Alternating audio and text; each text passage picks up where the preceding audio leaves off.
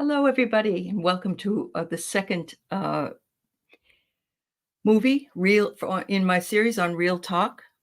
We are going to explore some really cool elements of the movie Somewhere in Time, which was made in the late 1970s at Mackinac Island, Michigan, at the Grand Hotel. Some of the filming was also done in Chicago, and it starred Christopher Reeve, who had just come out of his Superman fame and was tapped for this particular role of Richard Collier, and a beautiful and youthful Jane Seymour, who plays actress Elise McKenna. And the love story begins with a chance meeting for Richard, but not for Elise, when she hands him a watch and tells him to come back to her. I remember very distinctly when this movie came out. I was absolutely beyond happy. This movie was just the epitome of a love story to me. And because it also involved time travel and old costumes, and it was a period piece, it was set in 1912, that all of the elements of good story combined with mise en scene from the beautiful atmosphere of the Grand Hotel and the actors and actresses being so youthful, it just really captured my attention, that so much so that I even remember buying a cassette of the music, because the music is as haunting as the movie is. Rhapsody on a Theme of Paganini by Rachmaninoff, and it's just absolutely enrapturing. Everything seems to have been taken extra care in how they did what they did. The costumes were very well done, especially Elise's costumes. The ones that Richard had, as we see through the movie, he is ridiculed for because he went and picked something he thought was fashionable at the time before he made his time travel jaunt, and it wasn't the fashion of his day. So it was very interesting that happened. Watching Reeve and Seymour, one could only see such a connection. You couldn't help but see this connection between these two actors. So obviously, the actors had feelings for each other, whether they just had a spark and energy and electricity between them. But later on in some of her appearances, Jane Seymour, in talking about the movie, said that she and Christopher at that time had fallen in love with each other, and that was all. It was not made up in any way at all. And so I watched it twice over the weekend because I wanted to see it, just to reintroduce myself to it, which was wonderful, but also to really study some of the elements of it. And after knowing that they fell in love, you can definitely see that even more so. It's like you're caught up, you're swept up in their emotion. It was beautifully done. It was very romantic. I wouldn't say it was, it's not a rom-com because it's more of a drama. It's a love story, but it's a beautifully crafted one by the author Richard Matheson. It was originally called Bid Time Release. And there have been others who have tried to sort of flesh out what happened to Elise afterwards. And some of the articles on Reddit about this that I looked at, I also had some insight into a fascinating way to look at her manager, who was played by Christopher Plummer. And even Christopher Plummer in here, he was probably in his 40s or maybe early 50s. I can't tell you for sure.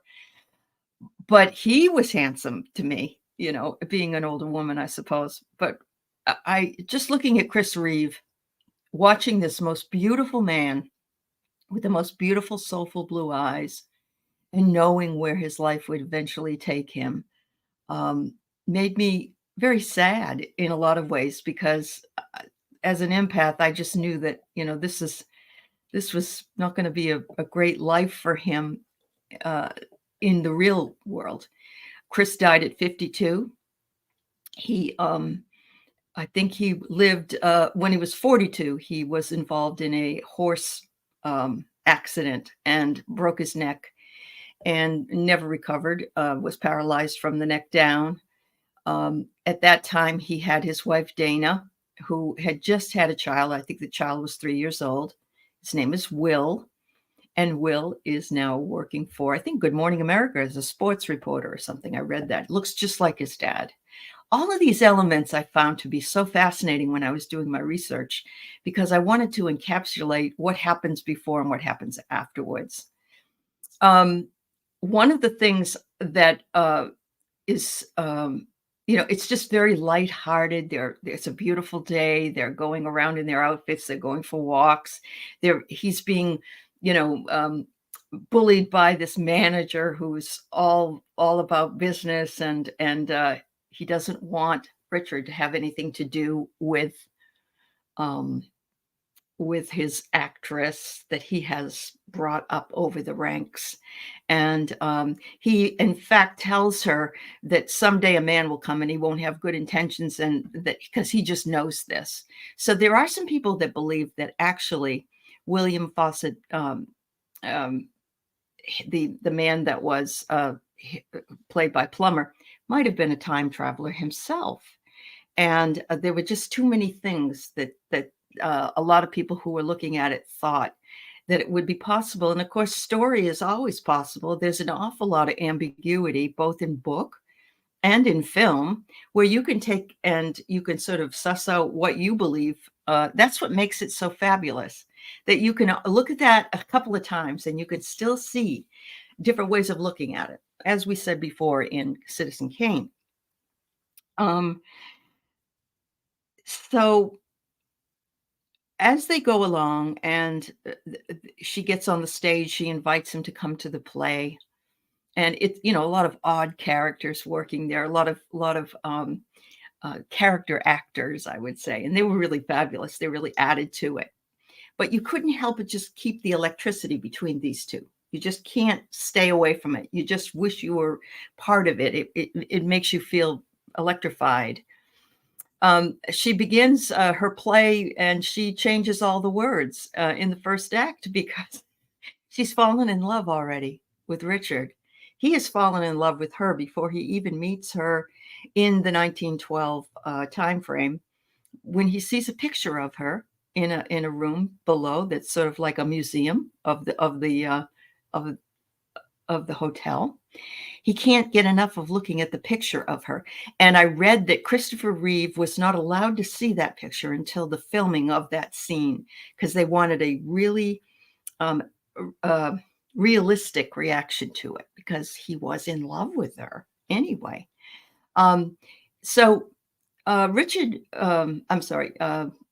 Christopher Reeve had been living with a woman named Gay Exton, and she would become the mother of his two children, although they only had a domestic partnership. They never got married. She lived in England. And they had broken up before he went to go do this play. And so he wasn't, cheating on her, on Gay at that time, but he found out in the news that Gay was pregnant, and he didn't know. And it was with his child. So when he and Jane Seymour are in the room after making love with each other and talking and eating and being all excited, Jane Seymour said it was the hardest scene she ever played, because she just wanted to cry, because she knew that was the end of the relationship that she would have with Chris Reeve in that way.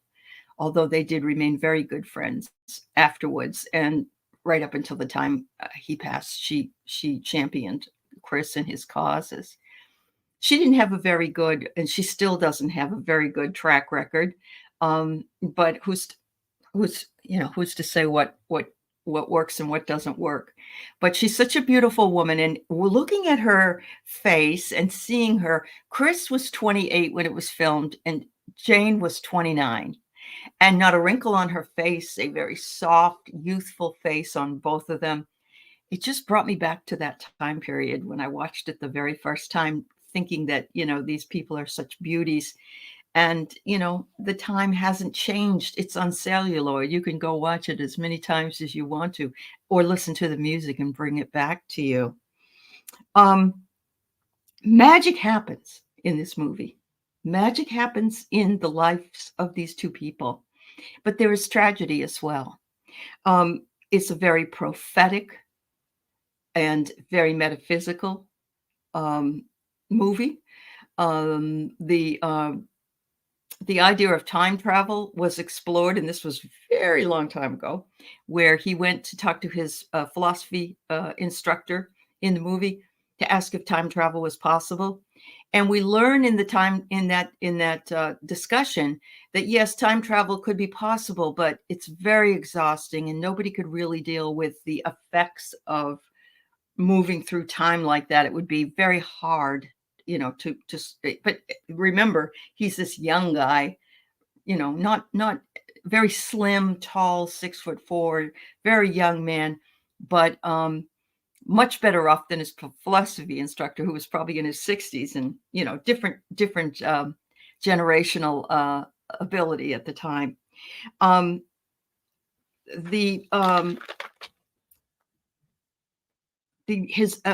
Chris, just the two of them look like they were made to be with each other, as far as I was concerned. And the beauty in each of them, inside and out, shines throughout this movie. In 1972, he is a college student, and he wrote one of his plays. And this old woman comes up to him at the very beginning, after the play is over, and she recognizes him and gives him this watch, which he has no idea why. He's got a girlfriend at the time, and she goes back to the Grand Hotel where she lives. And we find out later she dies that night. And she was probably, I don't know, 80s or 90s year old, because she was, as a character, she was born in 1903. She was supposed to be 16. So you can see she was born in the 19th century.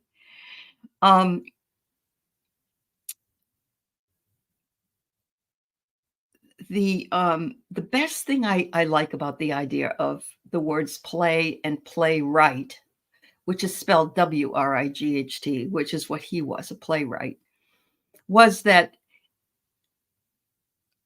it is a play. It is play, and it's making a play right, if you know what I mean. It's bringing that, and Chris could do that with pretty much any of his roles that he played.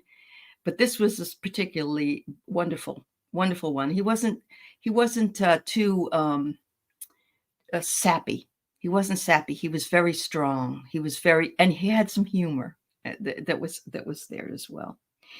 One of the other people we get to meet is Arthur, who in 1980 is the man that carries Chris's bags. And he said he'd been at the hotel since about 1910, when he was 5 years old or 6 years old. His father had come to be the desk clerk, and he was just a little boy with a ball in the room, in the lobby area. His father kept scolding him for playing ball there, and the character finds Arthur as a young boy when he goes back in time, and it's just a cute representation of that kind of a dynamic as well. The haunting music, the beauty of the actors and actress, the area of Mackinac Island, the freedom. Richard drives up in a sports car, and he doesn't know what to do. He's just out driving, and he ends up there. So it's all fortuitous. He knew instinctively, apparently, where he needed to go. He followed his gut. So one of the things that came to me was the idea of, can we travel through time? And of course, many of us do that in our sleep, or we can do that in our minds. We hear a song, or we hear music, see a movie, we see something, and we travel sort of back in that moment. But I ended up not sleeping well for the last 2 nights, because I've been going down rabbit holes and finding lots of stuff about time travel and black holes and all those things. So I'm hoping to bring some of that to the channel as well when I get a chance. So what happened was she gave up her life for him, because when they are together and he's showing her his outfit and how nice it is, and he pulls out some change that's in his pocket, he looks at the penny that's there, and it says 1979 on it. He then remembers, oh, this isn't real.